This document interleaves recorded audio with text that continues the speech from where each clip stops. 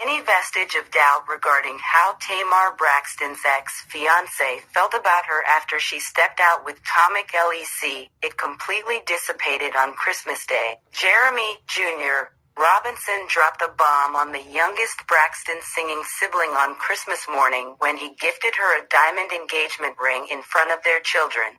Braxton, 44, quickly shared the shock with her 6 million Instagram fans, and you can see the surprise on the faces of the youngins who were unwrapping their presents near the Christmas tree. The Love and War singer began her soliloquy by saying, "3 months ago we thought we hated each other and we were completely over.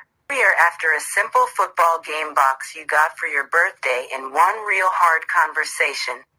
We knew that whatever happened in the past was just that, and anything other than us and our family only mattered." Braxton and Robinson met and fell in love on the reality dating show, Queen's Court, which ran in the spring of 2023. After a turbulent breakup over the summer punctuated with Robinson taking Tommy Lee to a basketball game that sparked a vicious volleying of insults, the two have shown that their love is unequivocal. Arrow Nick and Aaron Carter's sister Bo, December 23, 2023, 12:20 p.m. Pacific Time. Nick and Aaron Carter's sister, Bobby Jean Carter, has died. TMZ has learned. Bobby Jean's mother, Jane Carter, tells us, "I am in shock from learning of the sudden death of my daughter, Bobby Jean, and I will need time to process the terrible reality of this happening for the third time. When I am able to think clearly, I'll release a fuller statement, but until then I would request to be left to grieve in private." She adds, however deeply a parent feels the loss of a child, the suffering of a young child at the loss of a parent must be much greater. So, I would ask the sympathetic to say a prayer for my precious 8-year-old granddaughter Bella, who previously lost her father and is now also left without her mother.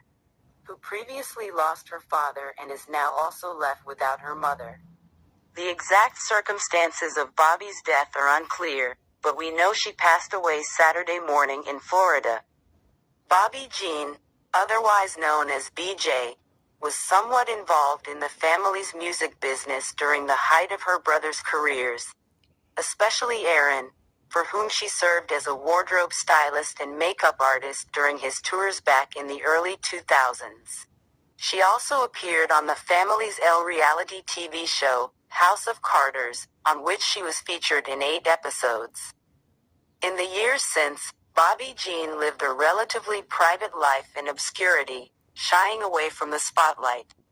Bobby Jean suffered from addiction and substance abuse over the years, something that was documented on TV, and which she continued to battle into her later years of adulthood.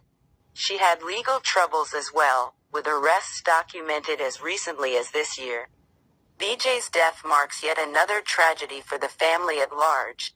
Not only did they lose Aaron last year due to a drowning at his home, which was also found to have been drug-related, but the Carters also lost their other sister, Leslie, in 2012, as a result of an overdose. Now, the only living Carter siblings are Nick and Angel.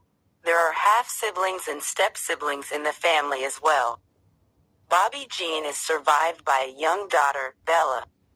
Their famous brothers, Nick and Aaron, they're very used to being in the spotlight, and I wanted to give the sisters now a chance to talk about it. So, let's talk about it. Right, you said growing up was hard. I'm going to start with you. I don't know why I'm picking on you all the time. I don't know. She's the oldest sister. That's How hard was it? Sensitive, definitely. You know what? It's always been hard, even before the fame. I mean, I have the most vivid memory. I can remember things from when I was 4 years old. Just watching my parents constantly fighting, and it wasn't a surprise to me when they divorced, because I knew it was coming for a long time, and I figured it was bound to happen sooner or later. But growing up with my brother after Nick became famous, it got harder because my parents were so focused on him and so focused on making the most out of it and making, like, let's get this and get this money and I want my percentage and, this and that. Yeah. And it was like, I was basically, when I was 15 years old, I was basically like free reign to do whatever. I had a car. I mean, I was going to school, but, there were times, 3 days out of the week, I didn't even go and they didn't ever notice. In a lot of ways, this isn't a different family than a lot of families. In a lot of families, there is one person who's like the anointed memory and the most sensitive one, actually, the most vulnerable one. And they often are the ones who end up having to use substances or seeming as though they need to just because they're so raw. Is that you? I just remember so many things that I wish I just did not have such a good memory. I really don't. I mean, at the same time, it's like, it's a catch-22 for me. It really is. Because I remember a lot of the good things. And there were a lot of good things. A lot of good things. But, a lot of bad, too, so. Did you think that your parents either cared more about or loved your brothers more because they were famous? I think in the beginning, my parents started out wanting to be parents. They wanted to, have a family, but then it changed, like, when they started managing, and, like, they went from parents to managers. And you lost them. Yeah, we lost them, and, I don't really think at this point you can get them back. What has it meant for you guys in your relationships, like, romantically?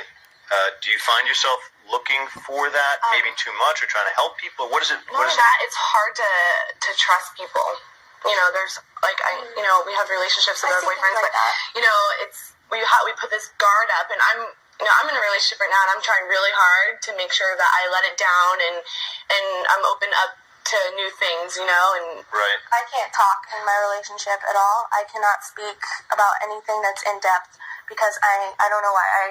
I sit there and I go crazy because I can't talk about anything. I find myself being mean a lot too. I don't know if it's mean, but I just always on the defense. I want to communicate, and I don't know how to do it. I do not know how to communicate at all. We're used to always, like, with our family, it was always defending ourselves. So we're always trying to yell over who has the best line to come back with or something like that. So because there was turmoil constantly. Yeah. Have you ever felt that anyone loved you in an absolutely pure and unconditional way? I don't remember the last time I felt like that, except for in a relationship or, like a boyfriend. With that, though, I mean, that's different. But with family, like, with Nick is, like, the best brother ever. He really is. He's really done something here. He has made such a dramatic change from the way, like, it used to be. Like, every time I call Nick, he answers his phone for me. You know what I mean?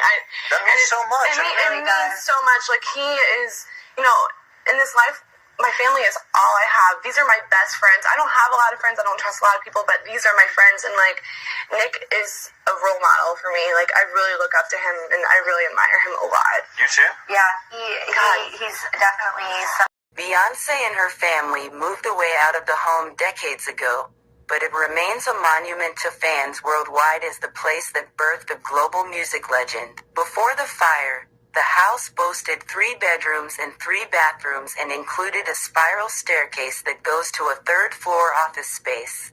It was sold in 2019, according to media reports. Interestingly enough, the Knowles bought the home in 1981 for $64,000 but moved before Solange was born in 1986. To show how much inflation has impacted the real estate market, a buyer bought the 8,640 square foot lot next to Beyonce's former home in 2022 for $310,000. Cardi B and Offset are being sued for trashing their rented Los Angeles home.